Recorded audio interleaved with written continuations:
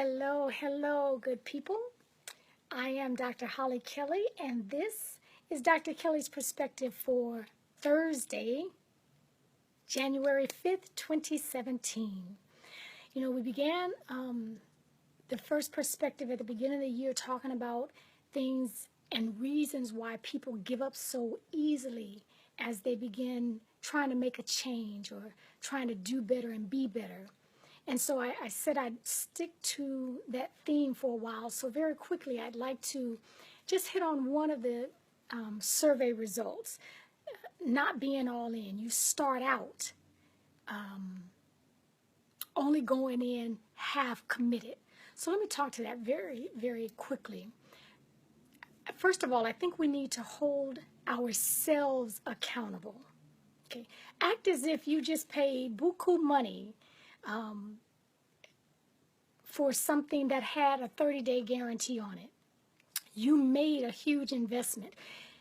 If your performance is what we typically do, you would be in somebody's face and instantly demanding a refund because the product didn't live up to your expectations. We have to demand more of ourselves. We have to demand more of ourselves and hold ourselves to a higher standard. Act as if we just paid for ourselves, okay? When we hold ourselves to a higher standard, that will help us. Talking about being all in, being committed. Let me tell you a couple of things that happen. I know this.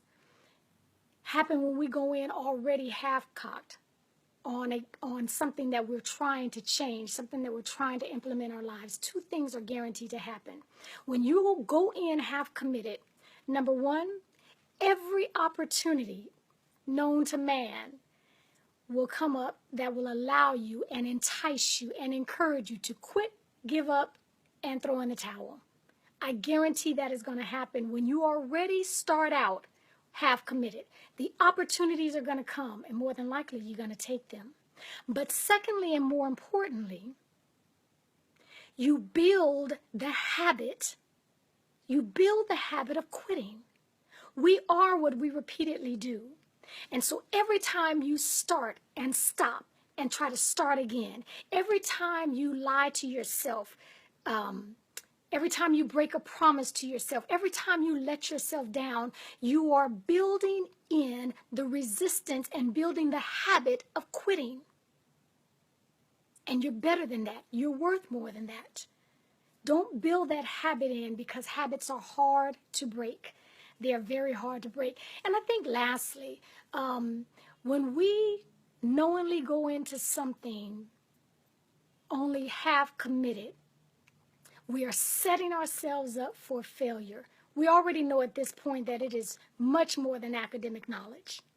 Just because, I'm going to do right because it's the right thing to do is never going to be enough.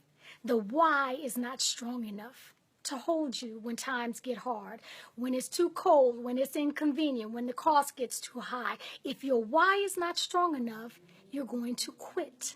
You're going to give up. I will say this, speaking about academic knowledge only, if it were that simple, we wouldn't be smoking. We know at this point smoking is bad for us. We know at this point that carrying extra weight is not good for us. So it's going to take more than academic knowledge. I think because I have seen it too often, and the studies bear this out, don't try to do this alone. Don't try to do this alone. You know those commercials where they say, do not try this at home, kids. Okay, this is one of those things where you do not need to try this alone. God never designed us to go in solo. We were made and designed to do hard things in community, in a village, with accountability partners. Okay, so, but I'll say this lastly, there is no easy magic wonder pill out there. You will have to dig deep because everything worth anything is uphill. It's all uphill. Okay, and so, the next time you feel like quitting, the next time you feel like you don't want to get up and go out, the next time you don't want to dig deep, there has to come a point in time where you simply say, not good enough. I am a woman of integrity. I am a man of character, and I will do what I said I will do. It makes it easier, though, when you're in community with others. Okay? Everything worth anything is uphill. Just don't try this alone. Okay? Until we meet again, take real good care